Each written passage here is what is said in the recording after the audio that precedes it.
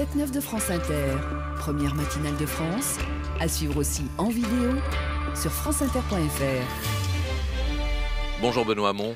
Bonjour Patrick Cohen. À 3 jours du premier tour, même question qu'à mon invité d'hier, c'était Jean-Pierre Raffarin. Vous dites, nous avons eu une belle campagne, même si le résultat dimanche risque d'être décevant, ou bien vivement que ça se termine.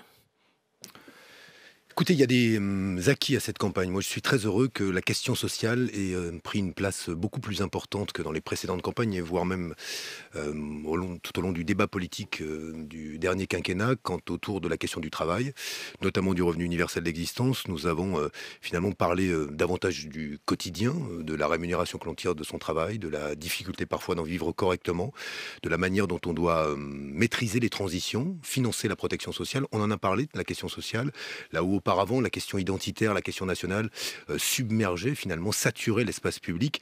Et j'y vois là un acquis considérable. Pour ce qui me concerne, je suis heureux d'avoir finalement opéré la conversion écologique de ma famille politique.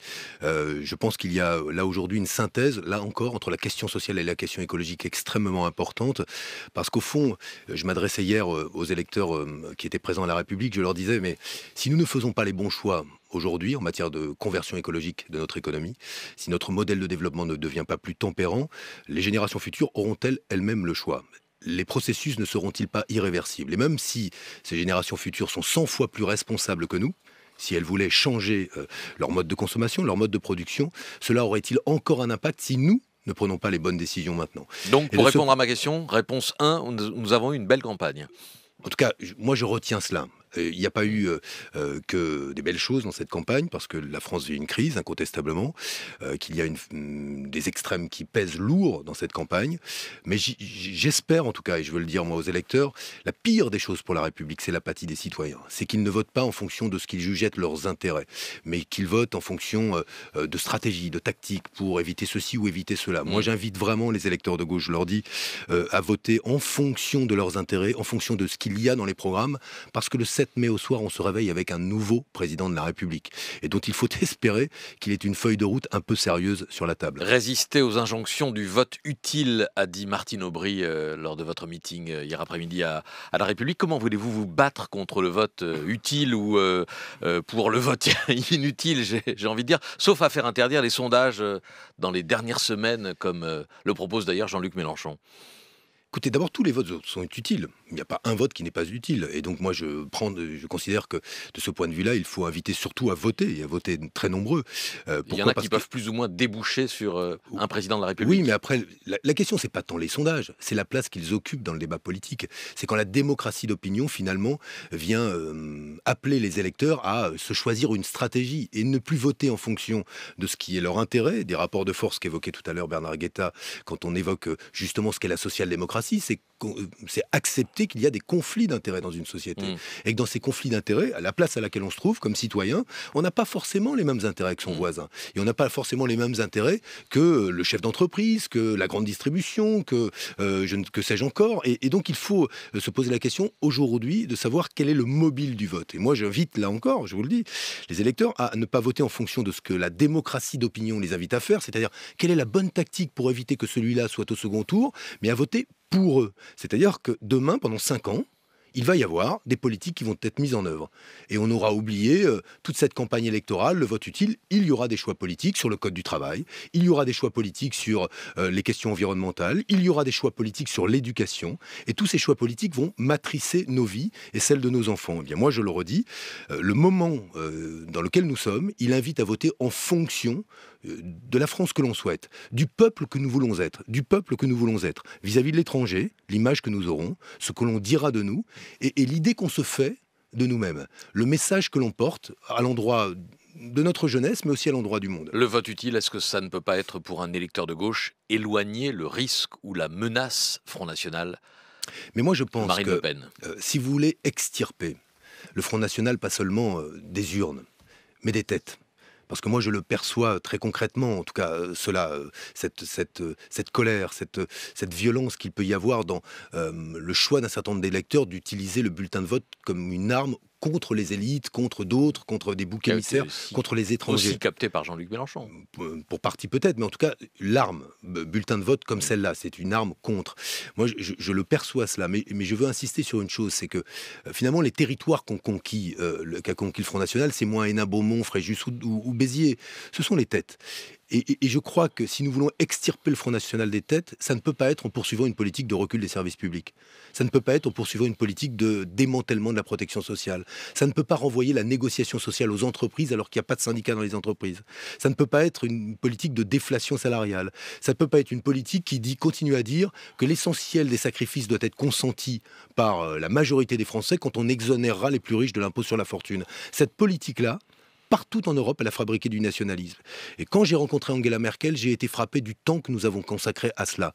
L'inquiétude qu'elle avait elle-même pour les conséquences aujourd'hui, finalement, de politiques pour lesquelles elle a une grande responsabilité, les politiques d'austérité sur le paysage politique européen. Et je le lui ai dit, comme je le dis à tous mes interlocuteurs, ces politiques libérales fabriquent le Front National.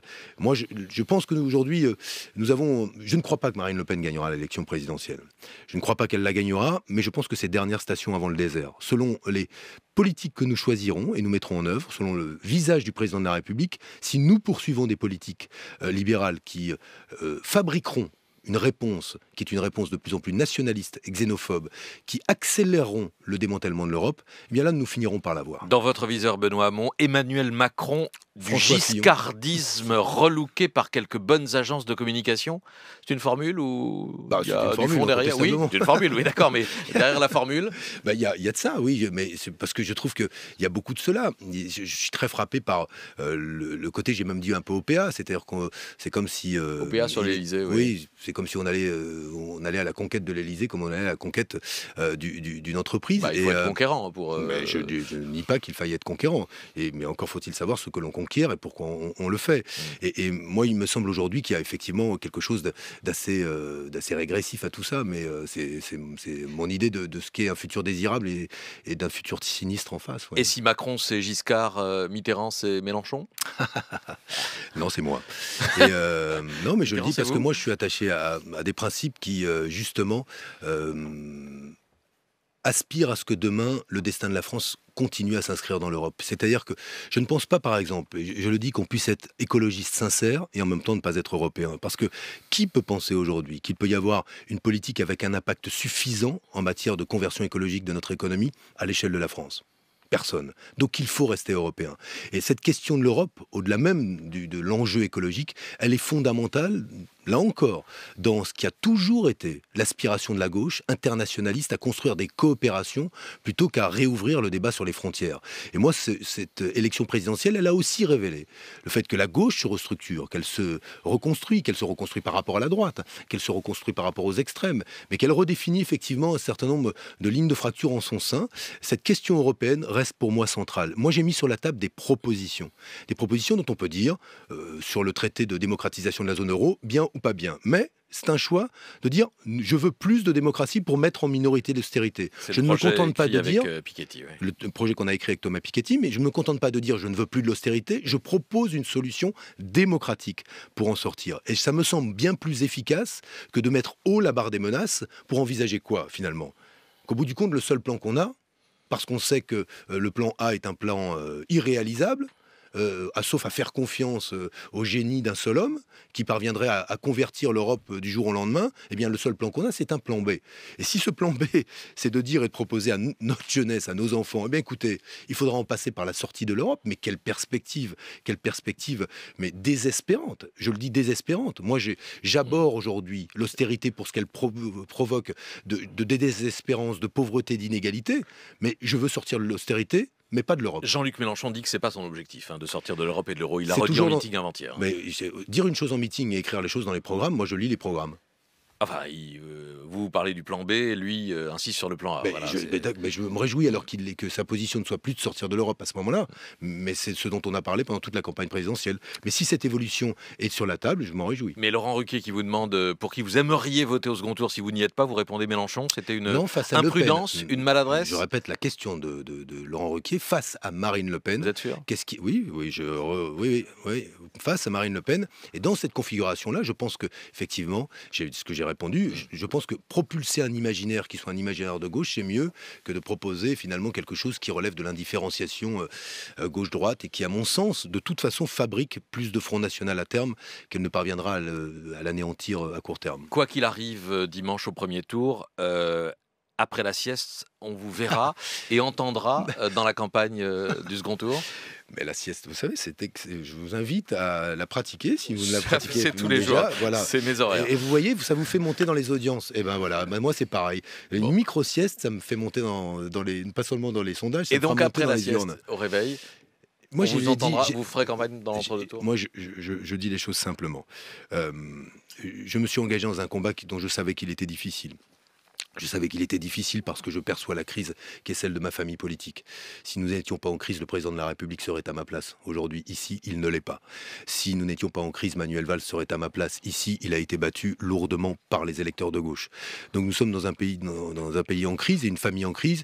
Et je dois porter à la fois cette charge-là, qui est celle de la crise de la social-démocratie, et la responsabilité d'indiquer un chemin, de proposer une option, ce que j'ai appelé un futur désirable. Un futur désirable, il s'arrête pas le 23 avril, il ne s'arrête pas le 7 mai, il va bien au-delà. Et je l'ai dit, moi, je suis engagé pour l'élection présidentielle. Pour après, je ne m'arrêterai pas. Benoît, mon invité de France Inter.